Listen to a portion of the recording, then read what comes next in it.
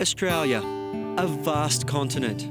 Within it lives a giant freshwater fish, the likes of which are found nowhere else in the world. It survived millions of years. Can it survive man?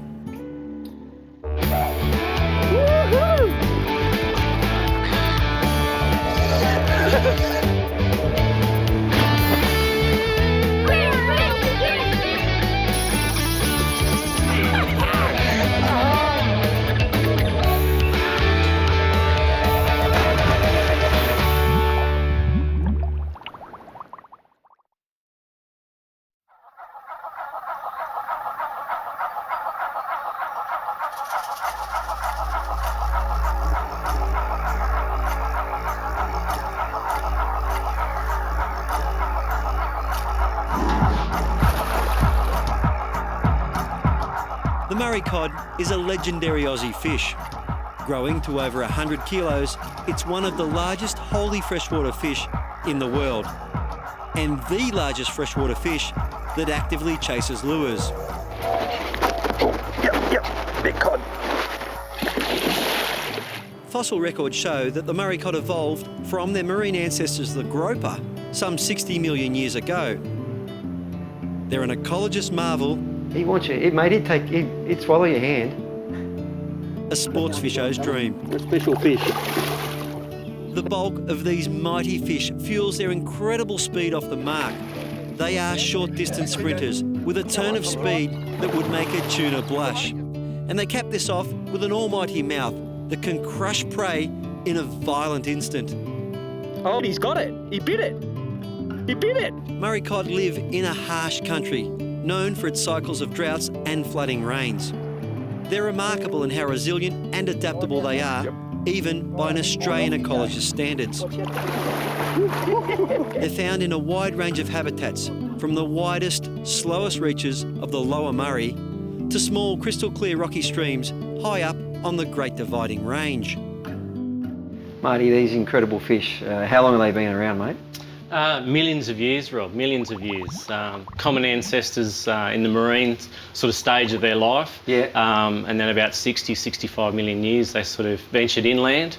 So they've been around a very long time. They would have gone through, many, many droughts. Yeah. Blackwater events, certainly. Yeah. Fire would have been a big part of something they would have had to handle and evolve through. So.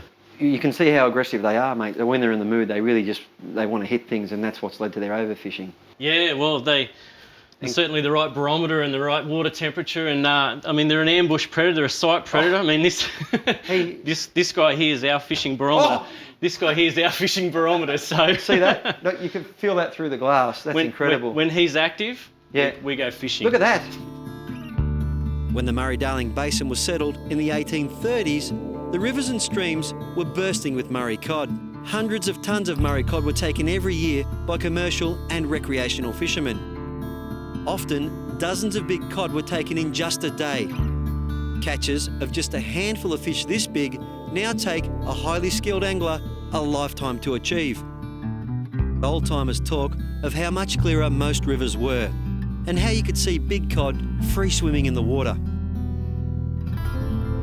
People today would have trouble imagining how common Murray cod were then and how different our rivers were, flowing through uncleared upland forests and lowland open woodlands with almost no erosion and no dreaded carp. While commercial overfishing was the main cause of the early decline of this species, in the last 60 years or so, things like snag removal for boat passage, habitat degradation, pollution, and dams that block migration and release unnaturally cold water have all added to the decline of the Murray cod. There's some great work being done on this front, and while there's a lot more work to be done, Blackwater has sprung up in the meantime as yet another big obstacle for man and fish alike.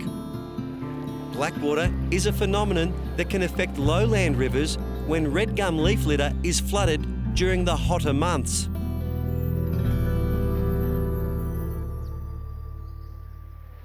So what is Blackwater? Well, this looks quite nice out there, doesn't it? Looks fishable. But I've taken this sample here, and let me tell you, it stinks. It's got like a garbage smell to it. Now, Blackwater is effectively when leaf litter or other rotting vegetation in shallow backwaters and marshes and lagoons like this starts to decompose. It sucks the oxygen out of the water, and when it sucks enough oxygen out that fish and crustaceans like yabbies and shrimp can't breathe anymore, it's called hypoxic. It's more common in lowland areas like this, and it's worse when it's hot, so summer months, late spring, early autumn. Now, when this water has to enter back into the main river channel, it's got no oxygen in it, and if there's enough of it, it kills the fish. They can't breathe anymore. Now, it happens naturally, but a lot of people believe, or most of the people I've spoken to at least, believe that man has increased the frequency, the severity, and also the duration of blackwater events, which is no good for the fish when this water flows back into the main river channel.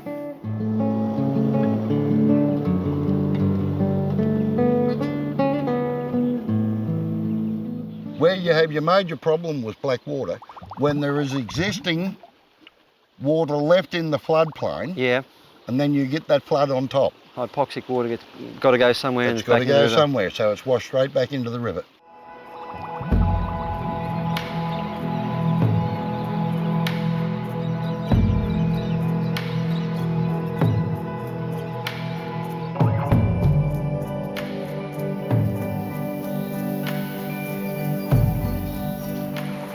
So what was the effect of this big blackwater event in the 2010 flood? What we could understand, there was mostly cod that perished in the 2010 Yep. flood event. Now there's plenty of evidence of people driving down the river and seeing 27, 30 huge cod washed up against a snag. 50-year-old fish? Oh mate, could have been 100 years old. In saying that, like the shrimps and the yabbies and the Murray crays were all crawling out of the river as well because of the black water. No oxygen. No oxygen. What have we got here, Jock? We've got a man-made channel. Yep. And a regulator which feeds the artificial flood, what they designate as the low bidgie Yep. flood scheme. Okay. Now in that flood scheme it runs for about 70 kilometres and about 26 kilometres wide, and it is operated from 3 regulators on the western side of the Murrumbidgee and 3 on the eastern side of the Murrumbidgee. Yep. We're standing almost in the middle of the artificial floodplain where we are right now. How has this meant there's more blackwater? At the moment, I believe that the authorities have been flooding or pushing water into Yanga National Park. Then we've got a natural flood on top.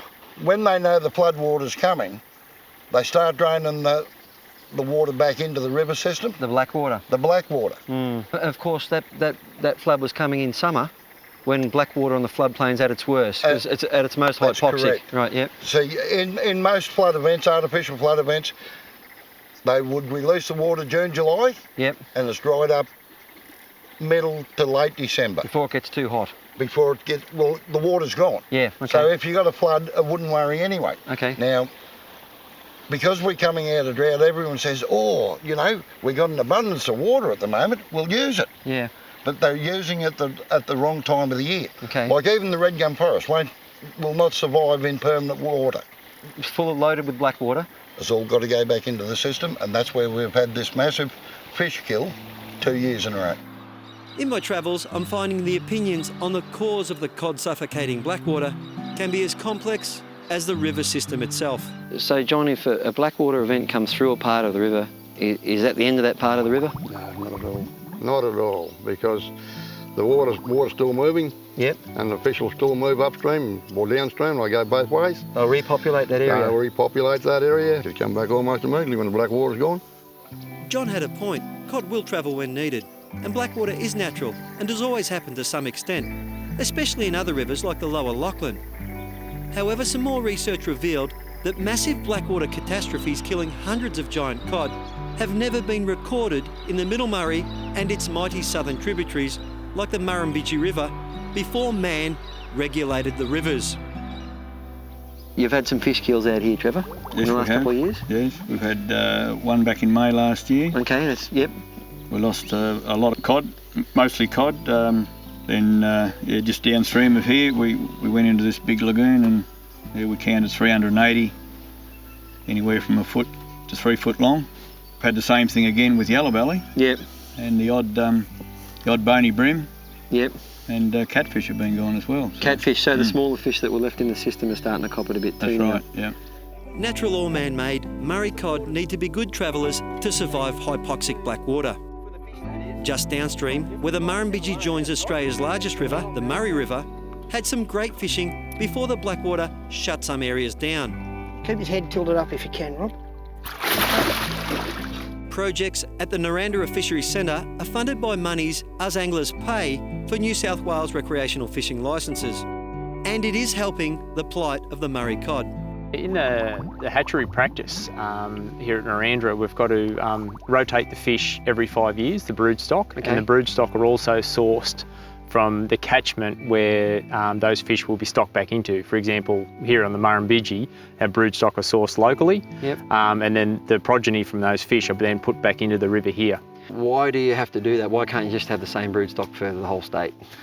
We used different brood stock from each catchment because each catchment is essentially different. A lot of the catchments actually terminate in wetlands. It's important that the Murray cod might have been isolated in those catchments for a lot of years, like thousands of years. Wow, so they could be slightly genetically different. Yeah, and adapted to the idiosyncrasies of that particular river system. But can blackwater fish kills be avoided now that man controls most of the flows? The solution is not straightforward. Anthony, we've spoken to a lot of different people and they've got varied opinions on blackwater, how much of it is natural, how much it has been exacerbated by man. But everyone agrees on one thing: what can be done about it? Yeah, well, look, we've, as a CMA, we've been listening to our community and developing ways through partnerships to mitigate blackwater events. They are a natural event, but man exacerbates their effects. Okay. So we're looking at using environmental water to, one, dilute, where possible, dilute blackwater, so that you don't end up with fish kills. And in worst case scenarios, where we don't have enough environmental water to dilute blackwater, we actually try and create refuges, and basically the fish can survive during the blackwater event in those refuges. We've actually got community members out measuring dissolved oxygen for us, letting us know what's happening locally, so that we can act quickly and do something about it. While the catastrophic man-made fish kills have set back the recovery of older Murray cod some 20 to 30 years, at least some groups are taking a proactive, hands-on approach to try and help. Hopefully more people now realise that artificially flooding wetlands and creating dense lowland red gum forest needs to be thought about carefully. And if we are to protect the threatened species like Murray cod, especially the large ones, any resulting blackwater needs to be dealt with well before a flood and well before the hot weather makes the water deadly.